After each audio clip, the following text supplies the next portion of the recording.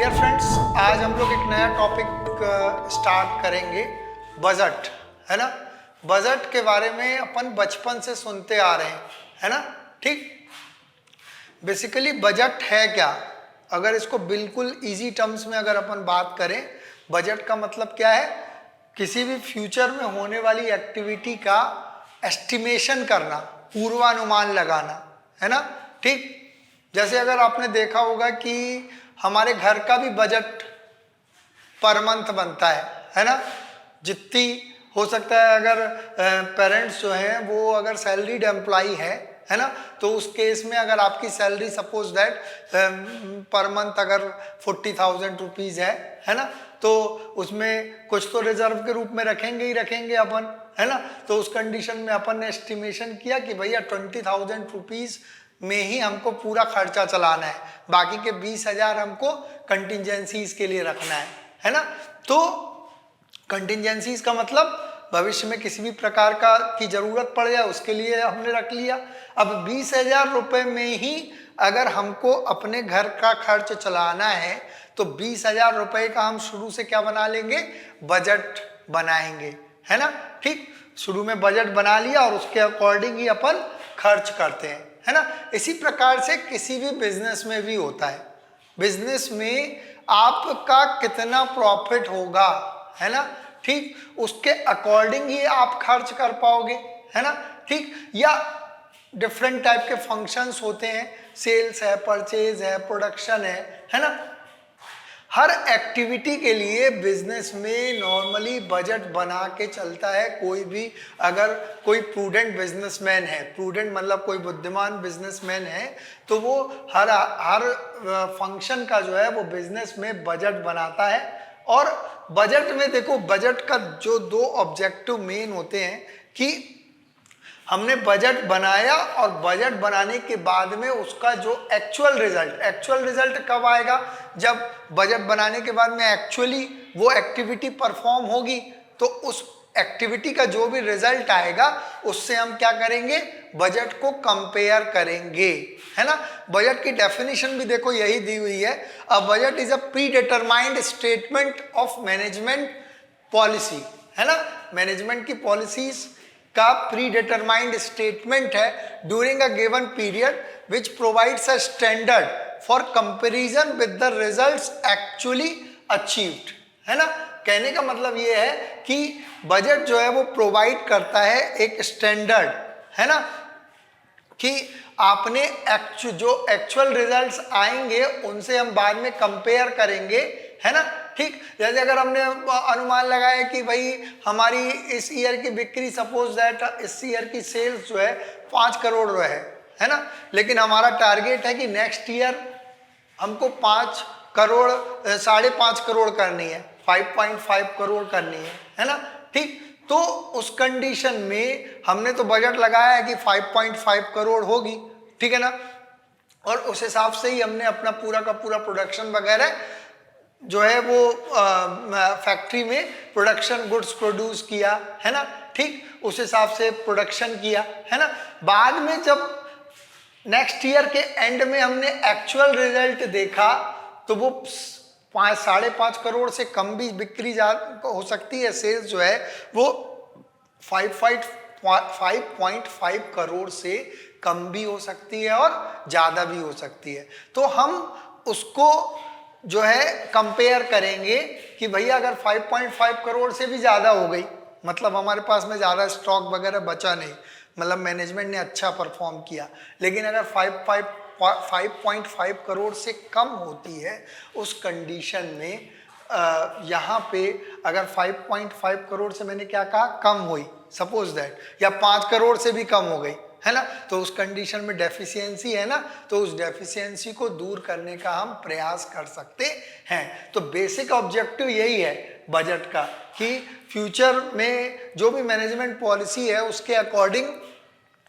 Future prospect के लिए budget बनाया जाता है, और बाद में जब एक्चुअल रिजल्ट्स आते हैं तो बजटेड डाटा को एक्चुअल से कंपेयर किया जाता है और उसके बाद में उसका एनालिसिस किया जाता है और उसके अकॉर्डिंग फ्यूचर पॉलिसी जो है वो तैयार की जाती है। समझ में आ गई ना बात? ठीक। अब देखो इसके बाद में types of budget. Types of budget देखो थ्योरी पोर्शन है ये, थोड़ा सा मैं बतला दे रहा हूँ तुम लोगों को। तो कई बार एग्जाम में भी क्वेश्चन आ जाता है दैट व्हाट इज बजट, है ना, what are the many types of budget, मतलब बजट कितने प्रकार का होता है ना। ठीक। तो on the basis of period, period मतलब समय के आधार पर कितने प्रकार का बजट होता है ना। देखो अलग अलग बुक्स में मैं बता दूं तुम लोगों को कि अलग अलग दिया रहता है ये टाइप्स ऑफ बजट, ठीक है ना। मैं एक बार लिख के थोड़ा सा तुम लोगों को एक्सप्लेन कर दे रहा हूँ जिससे दिमाग में रहेगा, तो बाद में अगर थ्योरी का क्वेश्चन आता है तो अपने को लिखते बन जाता है पूरा का पूरा, ठीक है ना। Long term budget. Long term budget का मतलब नॉर्मली ये बजट जो बनाया जाता है लॉन्ग टर्म पीरियड के लिए बनाया जाता है, नॉर्मली 5 साल से अधिक समय के लिए बनाया जाता है ना। कैपिटल एक्सपेंडिचर बजट जो है वो लॉन्ग टर्म बजट के अंतर्गत आता है। कैपिटल एक्सपेंडिचर बजट कहने का मतलब है अगर सपोज दैट हमको कोई कैपिटल एक्सपेंस करना है। कैपिटल एक्सपेंस का मतलब क्या होता है? ऐसा खर्चा जिसका लाभ आपको बहुत सालों तक मिलेगा, है ना। जैसे अगर हमको 50 करोड़ का एक प्लांट लगाना है फैक्ट्री में, है ना। अब 50 करोड़ रुपए का प्लांट लगाना है तो हम पहले से ही अनुमान लगाएंगे ना कि 50 करोड़ रुपए तो हम आज खर्च कर देंगे, लेकिन उसका प्रॉफिट हमको इसी साल तो नहीं मिलेगा। हो सकता है अगर उस प्लांट की इकोनॉमिक लाइफ सपोज दैट 10 साल है, 15 साल है, तो 10 साल या 15 साल में वो प्लांट से हमको क्या मिलेगा? रिटर्न मिलेगा। तो वो रिटर्न जो है वो आज जो हमारा 5 करोड़ रुपए लगा है उससे वो रिटर्न जो है वो ज्यादा होगा, तभी तो हम इन्वेस्ट करेंगे ना, नहीं तो नहीं करेंगे, सीधी सी बात है। तो वही तो बजट है ना, कि उस 5 करोड़ रुपए के बदले में अगर हमको सपोज दैट अगले 10 सालों में हमको 8 करोड़ का प्रॉफिट होगा, है ना, ठीक, एक्स्ट्रा प्रॉफिट होगा, है ना। उस कंडीशन में हो सकता है हम आज 5 करोड़ रुपए लगाएंगे, लेकिन आज की डेट में ही हमको एस्टिमेशन करना होगा ना, बजट बनाना होगा कि 8 करोड़ रुपए कैसे आएंगे, है ना। This is called capital expenditure budget and this is included in long term budget. Long term budget का मतलब जो budget normally long term period के लिए बनाए जाते हैं, नॉर्मली मोर देन 5 ईयर्स के लिए बनाए जाते हैं, ठीक है ना। शॉर्ट टर्म बजट का मतलब होता है बहुत सारी ऐसी एक्टिविटीज होती हैं जो 1 से 5 साल तक के लिए जो बजट बनाए जाते हैं नॉर्मली, वो क्या कहलाते हैं? शॉर्ट टर्म बजट बनाए जो है वो कहलाते हैं, है ना। थर्ड होता है करंट बजट। करंट बजट का मतलब जो नॉर्मली इसी ईयर, करंट ईयर के लिए बनाए जाते हैं। जैसे कैश बजट इसका सबसे अच्छा एग्जांपल है। कैश बजट में क्या करते हैं अपन कि अगले 3 महीने में हमको या अगले 6 मंथ्स में हमको कितनी कैश की रिक्वायरमेंट होगी, इस बात का पता हम पहले से लगाते हैं, है ना। तो ये क्या कहलाते हैं? करंट बजट, है ना। हिंदी में मैं बताता जा रहा हूँ, लॉन्ग टर्म बजट को हिंदी में कहा जाता है दीर्घकालीन बजट, है ना। ये होता है शॉर्ट टर्म का मतलब अल्पकालीन बजट, नॉर्मली 1 से 5 साल के लिए बनाए जाते हैं। करंट बजट का मतलब चालू बजट, है ना, जो 1 साल के अंदर के लिए ही बनाए जाते हैं। कैश बजट माने रोकड़ बजट जो है वो इसका सबसे अच्छा एग्जाम्पल है, ठीक है ना। दूसरा होता है on the basis of flexibility. Flexibility में जो है 2 प्रकार का बजट होता है मुख्य रूप से, एक होता है फिक्स बजट और दूसरा होता है फ्लैक्सिबल बजट। फिक्स बजट का मतलब होता है ऐसा बजट जो एक सर्टेन लेवल ऑफ एक्टिविटी के लिए बनाया जाता है। सर्टेन लेवल ऑफ एक्टिविटी कहने का मतलब है कि जैसे अगर मैंने बोला कि 5 लाख यूनिट्स के लिए हमको कितना टोटल प्रोडक्ट की कॉस्ट कितनी आएगी, अगर एक प्रोडक्ट बना रहे हैं उसकी 5 लाख यूनिट बनानी है हमको, है ना, 5 लाख इकाइयाँ बनानी है और उसकी टोटल कॉस्ट का एस्टिमेशन करना है, this is called fix budget. 5 lakh unit fix के लिए हम बना रहे हैं, ठीक है ना। और फ्लैक्सिबल बजट का मतलब होता है budget which is prepare for different level of activities. क्या? Budget which is prepare for different level of activities is called flexible budget. Different level of activities कहने का मतलब है जैसे हमने आज ही अगर मैनेजमेंट का ये सोचना है कि हम 5 लाख, 8 लाख और 10 लाख यूनिट्स अगर बनाएं तो उसकी कितनी कॉस्ट आएगी, कितनी सेल्स वैल्यू होगी और कितना प्रॉफिट होगा, है ना। तो हालांकि फ्लेक्सिबल बजट में अलग से तुम लोगों को पूरा का पूरा एक टॉपिक एक्सप्लेन करूंगा फ्लेक्सिबल बजट के बारे में, उसमें मैं बताऊंगा कि फ्लेक्सिबल बजट जो है वो किस प्रकार से बनाया जाता है। यहाँ पे केवल इतना सुन लो, flexible budget is the budget which is prepare for different level of activities, है ना। ठीक, जैसे 5 लाख, 8 लाख और 10 लाख यूनिट्स के लिए अगर हमको बजट बनाना है, this is called flexible budget. समझ में आ गई ना बात। ठीक, थर्ड होता है on the basis of functions, है ना। बिजनेस के बहुत सारे फंक्शंस होते हैं, तुम लोगों को मालूम है। जैसे सेल्स भी एक फंक्शन है बिजनेस का, है ना।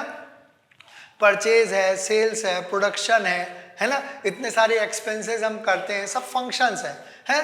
तो अलग अलग फंक्शंस के लिए अलग अलग बजट बनाया जाता है, ठीक है ना। देखो, जैसे पहला नंबर है सेल्स बजट। सेल्स बजट का मतलब कि इन फ्यूचर अगले 5 सालों में, नेक्स्ट 5 ईयर्स में अगर मैनेजमेंट का सोचना ये है कि कितनी सेल्स होगी, है ना, इसका अगर हमको बजट बनाना है ना। ठीक, तो इसको क्या कहेंगे, सेल्स बजट, है ना। ठीक, दूसरा होता है प्रोडक्शन बजट। प्रोडक्शन बजट का मतलब होता है, इसको हिंदी में कहा जाता है उत्पादन बजट, है ना। ठीक, तो देखो प्रोडक्शन बजट का मतलब क्या होता है कि हम कितने यूनिट्स का प्रोडक्शन करेंगे नेक्स्ट 5 ईयर्स में, फैक्ट्री की कैपेसिटी क्या है, फैक्ट्री की कैपेसिटी क्या है कि वो नेक्स्ट 5 ईयर्स में कितने यूनिट्स का प्रोडक्शन कर सकती है। This is called production budget, है ना। नॉर्मली प्रोडक्शन बजट जो है वो यूनिट्स में ही बनाया जाता है। काहे में बनाया जाता है, यूनिट्स मतलब इकाइयों में ही बनाया जाता है। जैसे मैं बोलूं कि नेक्स्ट 5 ईयर्स में हम अगर देखो, पहले अपन ने सेल्स बजट बनाया, सेल्स बजट में बहुत सारी चीजें होती हैं। अगर मार्केट की कितनी ज़रूरत है, अपने को ये भी तो देखना है मार्केट की ज़रूरत के अकॉर्डिंग कि भैया इससे ज़्यादा बिक्री तो हम कर ही नहीं पाएंगे, क्योंकि मार्केट में उतनी डिमांड ही नहीं है उस प्रोडक्ट की, है ना। ऐसा भी तो बोल सकते हो। ठीक, तो पहले हमने सेल्स बजट बनाया और सेल्स बजट के बाद में हमने क्या बनाया, प्रोडक्शन बजट, कि हम इतनी बिक्री कर देंगे।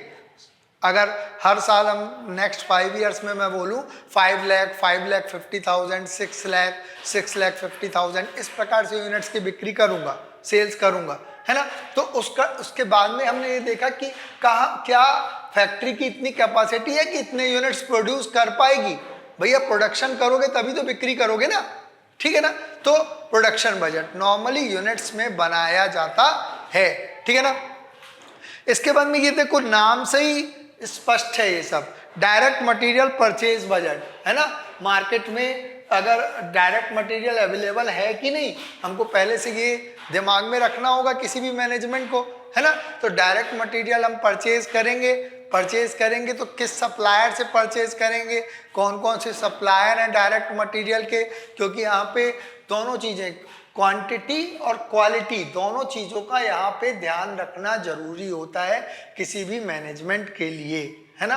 ठीक, नेक्स्ट होता है डायरेक्ट लेबर, है ना। लेबर का बहुत इंपॉर्टेंट रोल होता है किसी भी बिजनेस ऑर्गेनाइजेशन में, स्पेशली प्रोडक्शन अगर आपका कोई फैक्ट्री है तो फैक्ट्री में मैक्सिमम वर्क क्या है, डायरेक्ट मटेरियल, और उसके बाद में labour is the second important component of cost, है ना, आप लोग जानते हो। तो डायरेक्ट लेबर यूटिलाइजेशन बजट या डायरेक्ट लेबर बजट मतलब कि हमारे को अगले 5 सालों में कितने लेबर की ज़रूरत होगी, है ना, और वो लेबर हमको अगले 5 सालों में उपलब्ध होगी कि नहीं होगी, है ना। ठीक, लोकल लेबर हम उपलब्ध करेंगे या बाहर से मंगानी पड़ेगी लेबर, इस बात को भी ध्यान में रखा जाता है। तो डायरेक्ट लेबर का बजट, ठीक है ना। एडमिनिस्ट्रेशन कॉस्ट बजट या सेल्स एक्सपेंसेस बजट, देखो डिफरेंट टाइप के एक्सपेंसेस हो सकते हैं। फैक्ट्री एक्सपेंस क्या होंगे, एडमिनिस्ट्रेशन एक्सपेंस क्या होंगे, सेल्स एक्सपेंसेस क्या होंगे, है ना। इनका भी अपन हर साल का बजट बनाते हैं और बाद में हमने अभी एक स्टैंडर्ड डिसाइड किया बजट, और उसके बाद में जब एक्चुअली ये खर्चे होंगे या एक्चुअली सेल्स होगी या एक्चुअली प्रोडक्शन होगा, तो उससे हम इस बजट को क्या करेंगे, कंपेयर करेंगे, है ना। कंपेयर करने के बाद में यदि कोई डिस्क्रिपेंसी पाई जाएगी, डिस्क्रिपेंसी माने कमी पाई जाएगी, तो उस कमी को दूर करने का प्रयास किया जाएगा। और यही मेन ऑब्जेक्टिव है बजट बनाने का। समझ में आ गई ना बात, ठीक। तो ये मैंने तुम लोगों को पूरा का पूरा बजट के बारे में बतलाया, टाइप्स ऑफ बजट बताया। इसको एक बार और सुन लेना तो बड़े आराम से तुम लोग कॉपी में लिखने लायक हो जाओगे, है ना, ठीक। थ्योरी का क्वेश्चन जो आता है that what is budget, how many types of budget there are, ये बहुत बार आ जाता है। तो इस चीज को मैंने तुम लोगों को पूरा का पूरा एक्सप्लेन कर दिया। एक बार हिंदी में ये भूल गए थे, तो फिक्स बजट का मतलब होता है स्थायी बजट, ठीक। फ्लैक्सिबल बजट का मतलब होता है आपका लोचदार बजट। क्या कहा जाता है, लोचदार बजट, ठीक है ना।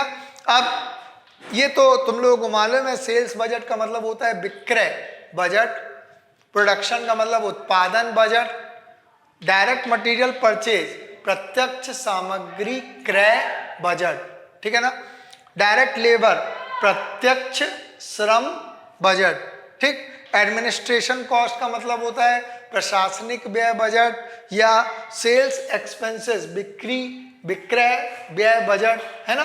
तो ये अलग अलग हिंदी नाम है, केवल लिख सकते हो तुम लोग, थोड़ा बहुत एक्सप्लेन अपने मन से कर सकते हो, ठीक है ना। ओके, इस क्लास में हम लोग पढ़ेंगे फ्लेक्सिबल बजट के बारे में, है ना, ठीक। फ्लेक्सिबल बजट का मतलब क्या होता है ना। फ्लेक्सिबल बजट का मतलब होता है, flexible budget is the budget which is prepare for different level of activities, है ना, ठीक। क्या बोल रहा हूं, flexible budget is the budget which is prepare for different level of activities of business organisation and which represents cost, revenue and profits at various level of output, है ना, ठीक। देखो बहुत इंपॉर्टेंट है पहली बात। दूसरी बात कि इससे रिलेटेड एक आध क्वेश्चन जो है तुम्हारे एग्जाम में आता ही है नॉर्मली, है ना। इसीलिए ये फ्लेक्सिबल बजट पूरा का पूरा मैंने उठाया हुआ, और उसके बाद में इसका एक मैं क्वेश्चन भी करवाऊंगा तुम लोगों के लिए, ठीक।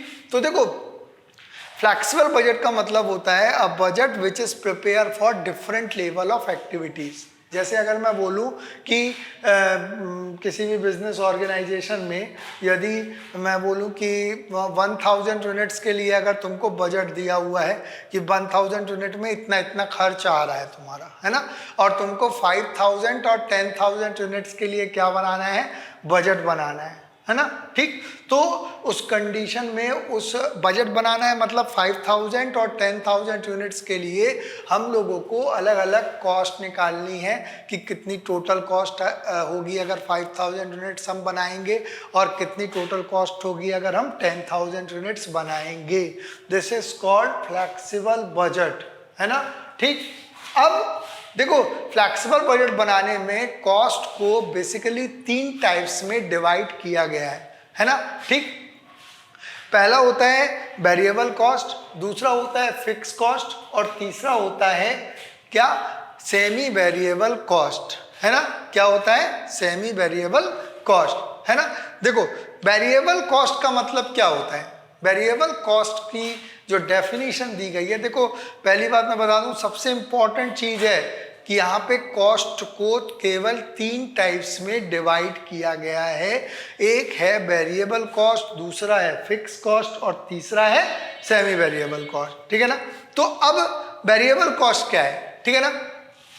Variable cost is the cost which is fixed per unit of output but very in total amount, है ना। क्या बोल रहा हूं, variable cost is the cost which is fixed per unit of output but very in total amount, है ना। मतलब fix है, पर यूनिट ऑफ आउटपुट क्या है, फिक्स है, लेकिन टोटल अमाउंट में क्या होगी, वेरी होगी। वेरी होगी मतलब चेंज होगी, है ना। जैसे एग्जाम्पल भी मैंने लिखा हुआ है, जैसे रॉ मटेरियल है, डायरेक्ट लेबर है, डायरेक्ट एक्सपेंसेस है, एक्सेट्रा, है ना, ठीक। देखो जैसे अगर मैं बोलूं कि 1 यूनिट को बनाने में 10 रुपए का रॉ मटेरियल लगेगा, तो 2 यूनिट को बनाओगे तो कितने रुपए का रॉ मटेरियल लगेगा, 20 रुपीज का, 20 रुपए का, है ना।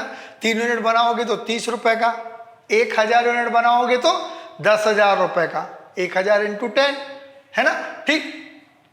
10,000 यूनिट बनाओगे तो 1 लाख रुपीज का रॉ मटेरियल लगेगा, 10,000 इंटू 10 1 लाख, है ना। तो 1 यूनिट को बनाने के लिए तो फिक्स है, per unit of output fix है कि 10 रुपए का लगेगा, लेकिन जैसे जैसे नंबर ऑफ यूनिट्स प्रोड्यूस हम बढ़ाते जाएंगे वैसे वैसे टोटल अमाउंट भी रॉ मटेरियल का क्या होता जाएगा, बढ़ता जाएगा। This is called variable cost. समझ में आ गई ना बात, ठीक। तो वेरी इन टोटल अमाउंट, ठीक है ना, चेंज हो रही है ना टोटल अमाउंट में, ठीक। नेक्स्ट है फिक्स कॉस्ट। फिक्स कॉस्ट जिसको हिंदी में कहा जाता है स्थायी व्यय, है ना। वेरिएबल कॉस्ट को हिंदी में कहा जाता है परिवर्तनशील व्यय। हालांकि हिंदी में मैं अभी इकट्ठा बता दूंगा तुम लोगों को, ठीक, तो एक बार और डिवाइन हो जाएगा, ठीक है ना। तो अभी मैं फिक्स कॉस्ट की बात कर रहे हैं अपन। Fix cost is the cost which remains fixed in total amount, है ना।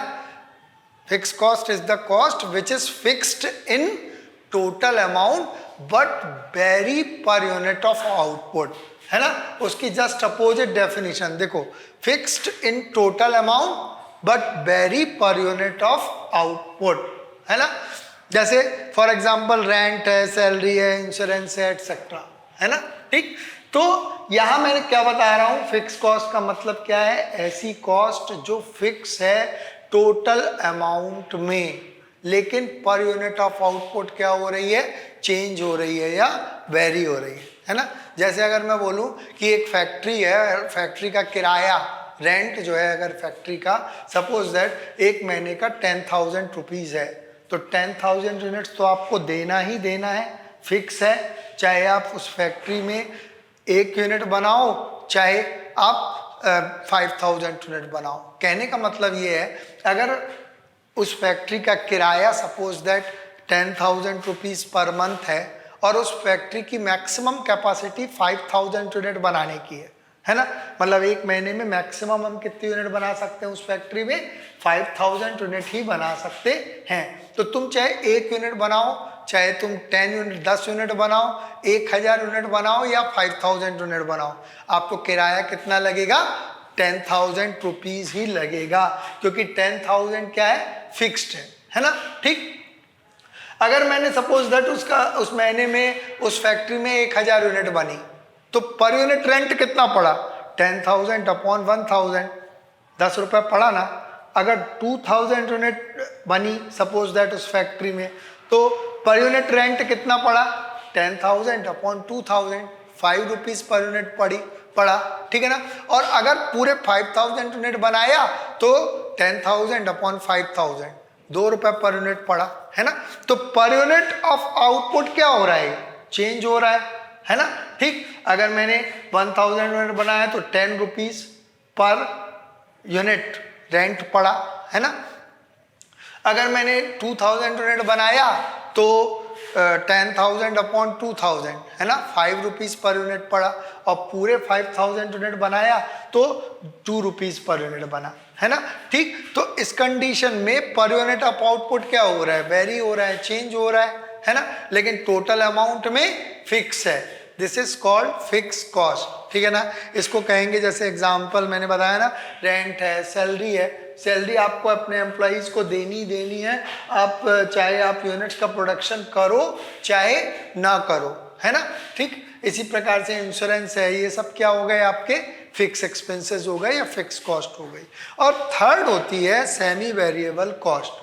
सेमी वेरिएबल कॉस्ट का मतलब होता है ऐसी कॉस्ट जो up to a certain level of activity जो फिक्स रहती है, लेकिन उसके बाद में क्या हो जाती है, वेरी हो जाती है। वेरी हो जाती है मतलब क्या हो जाती है, चेंज हो जाती है ना। Fixed up to a certain level of activity but very thereafter, very मतलब चेंज हो जाती है उसके बाद में, है ना। जैसे टेलीफोन का एक्सपेंस, इलेक्ट्रिसिटी एक्सपेंस एक्सेट्रा, है ना।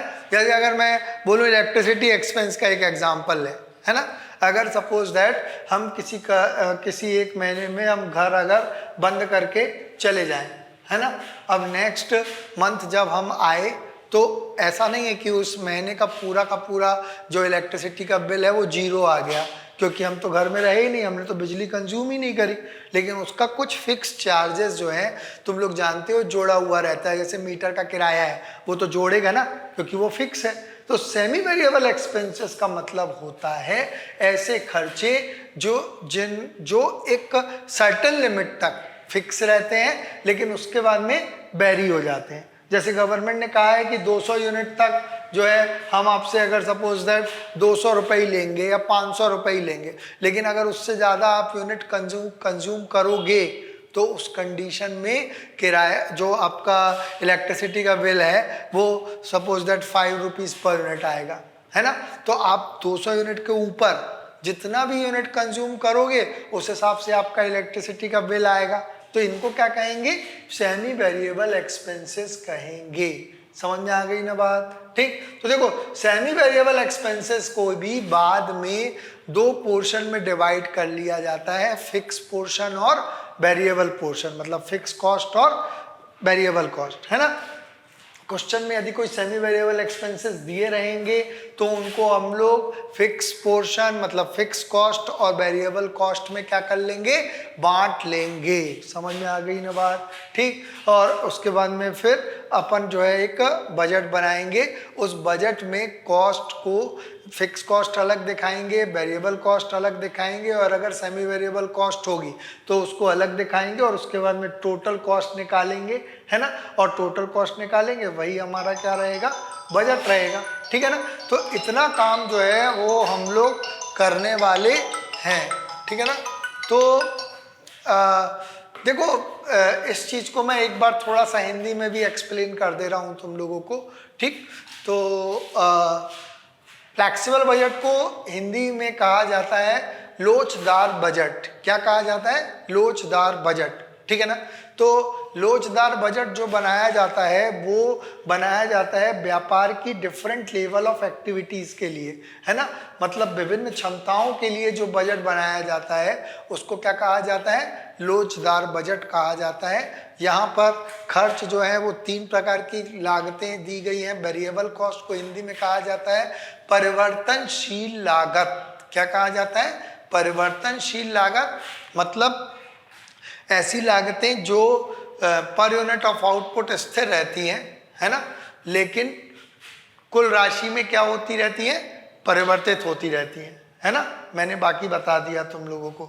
फिक्स का मतलब क्या होता है? इसको स्थायी लागत कहा जाता है, जो कुल मात्रा में स्थिर रहती है परंतु प्रति इकाई परिवर्तित होती रहती है, उसको क्या कहेंगे?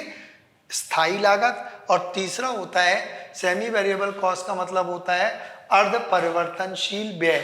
क्या कहा जाता है इसको हिंदी में? अर्ध परिवर्तनशील व्यय। मतलब ऐसे व्यय जो एक निश्चित लिमिट तक स्थिर रहते हैं परंतु उसके पश्चात क्या हो जाते हैं? परिवर्तनशील हो जाते हैं। ठीक है ना। ओके। देखो एक फ्लेक्सिबल बजट का क्वेश्चन डिस्कस कर रहे हैं अपन। नॉर्मली इसी प्रकार के क्वेश्चन आते हैं तुम लोगों को, है ना। ठीक। ये मैं क्वेश्चन लिखा हुआ हूँ, सॉल्यूशन अभी बना दूंगा, कंप्लीट नहीं किया है मैंने सॉल्यूशन। ठीक है ना। देखो prepare a flexible budget for the production at 80% and 100% activity level from the following information. मतलब अपने को एक फ्लेक्सिबल बजट बनाना है 80% और 100% एक्टिविटी लेवल के लिए, है ना। और प्रोडक्शन कितने परसेंट कैपेसिटी के लिए दिया हुआ है? 50% कैपेसिटी के लिए प्रोडक्शन जो है वो दिया हुआ है। Production at 50% capacity 5000 units. अपने को बनाना कितने परसेंट के लिए है?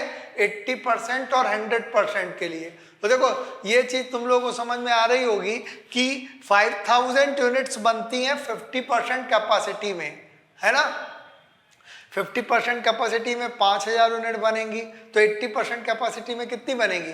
5000 अपॉन 50 इंटू 80, 8000 यूनिट। और 100% कैपेसिटी में कितनी बनेगी?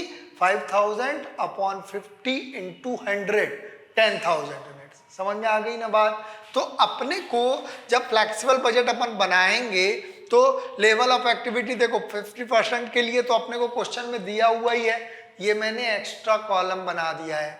50% लेवल ऑफ एक्टिविटी का एक्स्ट्रा कॉलम बना दिया है, तुम चाहो तो ना भी बनाओ। मेन आंसर तुम्हारा क्या है, 80% और 100% लेवल ऑफ एक्टिविटी का है, ठीक है ना। अब आउटपुट प्रोडक्शन समझ में आया, 5000 के लिए ये बजट दिया हुआ है, ठीक है ना। बहुत इंपॉर्टेंट चीज बता रहा हूं, अच्छे से ध्यान रखना। 5000 यूनिट्स के लिए ये बजट दिया हुआ है तुमको। बनाना कितने परसेंट के लिए है, 80% और 100% कैपेसिटी के लिए बनाना है।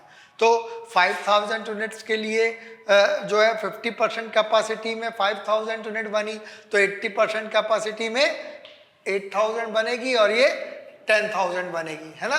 कैसे आया 8000, 5000 अपॉन 50 इंटू 80, है ना। तो क्या आ गया 8000 यूनिट्स, ठीक है ना। ऐसे ही 100% में भी अपन निकाल लेंगे, समझ में आ गई बात, ठीक। अब देखो कॉस्ट, तुम लोगों को मालूम है बिराव मटेरियल दिया है, डायरेक्ट लेबर दिया है या डायरेक्ट एक्सपेंसेस दिया है। ये तो पर यूनिट दिया हुआ रहेगा क्योंकि ये वेरिएबल कॉस्ट है ना। मैंने पहले भी बताया था तुम लोगों को। और वेरिएबल कॉस्ट क्या है, जैसे रॉ मटेरियल है 30 रुपए पर यूनिट, मतलब एक यूनिट को बनाने में 30 रुपए का रॉ मटेरियल लगता है। तो 5000 यूनिट को बनाने में कितने लगेगा, 5000 इंटू 30, है ना। तो कितना लगेगा, 1,50,000 रुपीज का रॉ मटेरियल लगेगा, है ना। ठीक, एक मिनट में सॉल्व भी कर दे रहा हूँ, है ना। 5000 इंटू 30, है ना, ठीक। तो ये 1.5 लाख, 1,50,000, ठीक है ना। नेक्स्ट है इसके बाद में 8000 के लिए बनाना है तो 2,40,000 रुपीज आएगा। कैसे आया, 8000 इंटू 30, है ना। और इसी प्रकार से 10,000 के लिए तो मालूम ही है 3 लाख आएगा ही आएगा। समझ में आ गई बात। इसी प्रकार से अपन डायरेक्ट लेबर और डायरेक्ट एक्सपेंसेस में 20 का इंटू कर देंगे। 5000 इंटू 20 कितना हुआ, 1 लाख, है ना। 8000 8 दूनी 16, 1,60,000 और 10,000 में 2 लाख। समझ में आ गई ना बात। 5000 यूनिट को बनाने में एक यूनिट में 20 रुपए, तो 5000 यूनिट में 5000 इंटू 20, 8000 इंटू 20 और 10,000, और इसमें 10 का इंटू कर देंगे तो आ जाएगा 5000 इंटू 10, 8000 इंटू 10, 80,000, 10,000 इंटू 10, 1 लाख। समझ में आ गई ना बात, ठीक। ये वेरिएबल कॉस्ट। अब सबसे इंपॉर्टेंट देखो क्वेश्चन जो दिया हुआ है ना, रॉ मटेरियल दिया है, डायरेक्ट लेबर दिया है, डायरेक्ट एक्सपेंसेस, ये तो अपने को वेरिएबल मालूम है। वेरिएबल मालूम है तो अपन ने जो है पर यूनिट से इनटू कर दिया, ठीक है ना। सबसे इंपॉर्टेंट जैसे फैक्ट्री एक्सपेंसेस दिया है, टोटल फैक्ट्री एक्सपेंसेस ₹40,000 दिया हुआ है, इसका 50% फिक्स है, ऐसा क्वेश्चन में लिखा हुआ है। 50% फिक्स है मतलब 50% क्या हो गया, वेरिएबल हो गया। ये बात तो सब लोगों को मालूम है, मतलब ये एक प्रकार से सेमी वेरिएबल एक्सपेंसेस है ना, ठीक। तो देखो जब इस टाइप का के क्वेश्चंस आएंगे तो अपने को टोटल एक्सपेंसेस का फिक्स्ड पोर्शन और वेरिएबल पोर्शन अलग अलग करना पड़ेगा। क्या बोल रहा हूं, टोटल एक्सपेंसेस का फिक्स पोर्शन और वेरिएबल पोर्शन अपने को क्या करना पड़ेगा, अलग अलग करना पड़ेगा, है ना। देखो मैंने यहाँ पे किया हुआ है, तुम लोगों को मैं एक्सप्लेन कर दे रहा हूँ। जैसे फैक्ट्री एक्सपेंसेस है, बहुत इंपॉर्टेंट है, अच्छे से ध्यान देना, बिल्कुल समझ में आ जाएगा अभी, ठीक है ना। टोटल फैक्ट्री एक्सपेंसेस हैं 40,000 रुपीज। ये सॉल्यूशन का पार्ट है, यहाँ पे जगह कम थी इसीलिए मैंने तुम लोगों को वर्किंग नोट जो है वो यहाँ पे बना दिए हैं, है ना। कंफ्यूज मत होना है, this is not the part of question, question का पार्ट नहीं है, क्वेश्चन यहाँ पे कंप्लीट हो गया है अपना, है ना, ठीक। तो टोटल फैक्ट्री एक्सपेंसेस जो हैं वो हैं 40,000 रुपीज, है ना।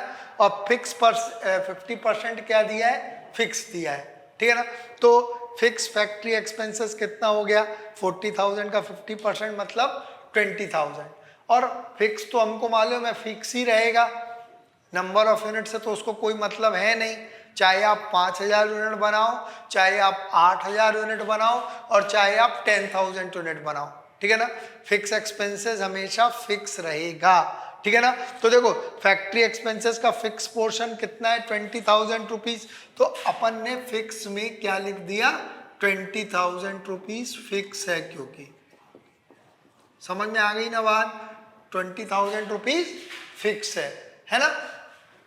अब आते हैं अपन वेरिएबल, देखो 50% फिक्स है मतलब 50% बाकी का वेरिएबल हो गया, तो वेरिएबल कितना हुआ 50,000 का, सॉरी आपका 40,000 का 50% मतलब 20,000 रुपीज आपका वेरिएबल हो गया।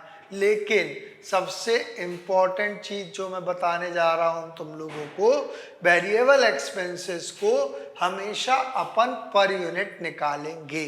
क्या बोल रहा हूं मैं, वेरिएबल एक्सपेंसेस को हमेशा हम पर यूनिट ही निकालेंगे, ठीक है ना। तो देखो 20,000 रुपीज तो टोटल हुआ, और पर यूनिट निकालने के लिए अपन ने क्या किया 5,000 यूनिट का बजट बना रहे हैं ना। क्वेश्चन में जो दिया हुआ है अपने को प्रोडक्शन वगैरह ये सब कितने यूनिट के लिए दिया हुआ है 50% कैपेसिटी मतलब 5,000 यूनिट के लिए दिया हुआ है, हमेशा याद रखना। तो यहाँ पे पर यूनिट निकालने के लिए क्या करेंगे 20,000 अपॉन 5,000, तो कितना आ गया 4 रुपीज पर यूनिट, मतलब एक यूनिट को बनाने में कितना लग रहा है 4 रुपीज का। यहाँ पे 8,000 या 10,000 से अपॉन नहीं करना है, क्यों, क्योंकि अपने को क्वेश्चन में कितने यूनिट के लिए बजट दिया हुआ है 5,000 यूनिट्स के लिए बजट दिया हुआ है, ठीक है ना। तो 20,000 अपॉन 5,000 कितना आ गया 4 रुपीज पर यूनिट, ठीक है ना। तो देखो ये वेरिएबल है ना, तो देखो वेरिएबल एक्सपेंसेस यहाँ पे मैंने लिख दिया है 4 रुपीज पर यूनिट, ठीक है ना। तो 4 रुपीज से इंटू किया 5,000 का तो 20,000 ही आएगा मालूम है। अब 4 रुपीज से 8,000 का इंटू किया 32,000 आया, और 4 रुपीज से 10,000 यूनिट का इंटू किया तो 40,000 आया। वेरिएबल एक्सपेंसेस क्या है, चेंज हो रहे हैं ना, बढ़ रहे हैं ना, जैसे जैसे नंबर ऑफ यूनिट प्रोड्यूस बढ़ रही है, ठीक है ना।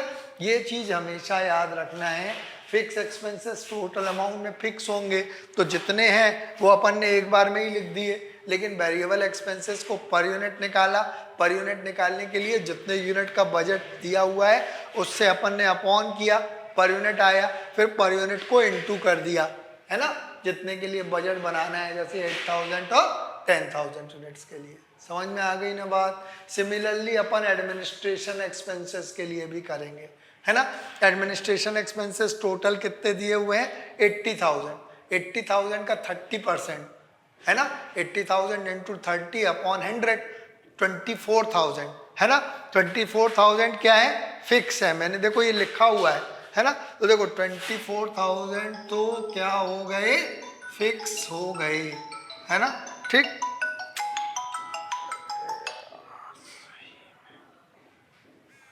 सॉरी फोन आ गया था, ठीक है। 24,000 क्या हो गया फिक्स हो गया, ठीक है ना। फिक्स एडमिनिस्ट्रेशन एक्सपेंसेस 80,000 का 30% मतलब 80,000 का 30% हो गया 24,000 फिक्स हो गए, ठीक है ना। अब वेरिएबल, ठीक है ना। देखो वेरिएबल निकालने के लिए फिर वही काम करना है अपने को, है ना, ठीक, कि वेरिएबल कितना हुआ, अगर 30% फिक्स है तो 70% वेरिएबल है, ऑब्वियस सी बात है। तो 80,000 में से 24,000 माइनस कर दिया, फिक्स पोर्शन माइनस कर दिया, तो कितना बचा 56,000, और 56,000 क्या हो गया वेरिएबल एक्सपेंस हो गए। तो पर यूनिट निकाला, पर यूनिट निकालने के लिए वही 56,000 अपॉन 5,000, वेरिएबल को तो हमेशा क्या निकालना है पर यूनिट निकालना ही है, ये बात सब लोगों को मालूम है, ठीक है ना। तो देखो 56,000 अपॉन 5,000 तो ये आ गया 11.2 पर यूनिट, है ना। ये करके देख लेना तुम लोग एक बार कैलकुलेटर में, 56,000 अपॉन 5,000, क्योंकि 5,000 यूनिट्स के लिए बजट दिया हुआ है, तो 56,000 अपॉन 5,000 आ गया 11.2 पर यूनिट आएगा वेरिएबल एडमिनिस्ट्रेशन एक्सपेंसेस, ठीक है ना। तो देखो फिक्स तो अपन ने लिख दिया, अब 11.2 से इंटू करते जाएंगे अपन, है ना। तो देखो 11.2 इंटू 5,000 तो ये तो 56,000 आएगा ही आएगा, है ना। और 8000 इंटू किया अपन ने, है ना, तो आया 89,600 और 10,000 का इंटू करेंगे तो आएगा, कर लेता हूँ मैं क्योंकि क्या है कि गड़बड़ होने के चांस भी रहते हैं, 1,12,000। समझ में आ गई ना बात? ठीक, तो ये वेरिएबल कॉस्ट आ गई। वेरिएबल कॉस्ट को हमेशा पर यूनिट निकालना है। पर यूनिट निकालने के लिए क्या करेंगे, जितने यूनिट का बजट दिया है वो जितनी भी variable cost I total upon number of units produced, जो भी क्वेश्चन में दिया है तो पर यूनिट निकल आई, और पर यूनिट से फिर हमेशा इनटू करना है 8000 और 10,000 या जितनी भी यूनिट दी हुई है, ठीक है ना। तो ये सेमी वेरिएबल एक्सपेंसेस को अपन ने अलग अलग बांट लिया, फैक्ट्री को भी फिक्स और वेरिएबल में बांट लिया और एडमिनिस्ट्रेशन एक्सपेंसेस को भी फिक्स और वेरिएबल पोर्शन में बांट लिया, है ना। इसी प्रकार से तुम लोगों को दूसरे क्वेश्चंस में हो सकता है थोड़ा बहुत चेंज करें, लेकिन नॉर्मली इसी प्रकार के क्वेश्चन तुम लोगों को एग्जामिनेशन हॉल में आते हैं, ठीक है ना। अब देखो इसके बाद में अपन ने क्या किया, टोटल कॉस्ट निकाली, है ना। टोटल कॉस्ट में आउटपुट मत जोड़ देना, इसीलिए मैंने यहाँ पे बंद कर दिया है ना। ठीक, टोटल कॉस्ट का मतलब ये रुपीस में यहाँ से आई है ना। तो 1,50,000 प्लस ये 150 हो गया प्लस 40,000 प्लस 24,000 प्लस 56,000, 4,20,000 आई टोटल कॉस्ट। अब देखो इसके बाद में एक चीज और बतानी है तुम लोगों को, 4,20,000 आई अपॉन 5,000 आउटपुट करेंगे तो पर यूनिट आ जाएगी, cost per unit, total cost upon production मैंने लिखा हुआ भी है ना। तो 4,20,000 आई अपॉन 5,000, तो ये कितना आ गया, 84 rupees per unit. Per unit कैसे निकालेंगे, total cost upon total production, ठीक है ना। इसी प्रकार से इसका टोटल करेंगे और इनका टोटल करेंगे, तो इसका टोटल आएगा, है ना। तो आप लोगों का जो है ना, मैं चलो कर ही दे रहा हूँ, 2,40,000 plus 1,60,000 plus 80,000 plus 52,000 plus 24,000 plus 89,600, 6,45,600 और फिर ये अपॉन आउटपुट, है ना, अपॉन 8,000, ये आया 80.7। समझ में आ गई ना बात? ठीक, सिमिलरली अब आप लोग इसका करके देख लेना, मैं जान करके कंप्लीट नहीं कर रहा हूँ उसको, इसका टोटल करके अपॉन 10,000 कर लोगे तो इसकी भी पर यूनिट कॉस्ट जो है वो आ जाएगी। समझ में आ गई ना बात? ठीक, तो ये था पूरा का पूरा तुम्हारा फ्लेक्सिबल बजट किस प्रकार से बनाया जाता है, ये मैंने तुम लोग को एक्सप्लेन किया। बाकी के क्वेश्चंस कुछ और हैं वो तुम लोग बना लेना, ठीक है।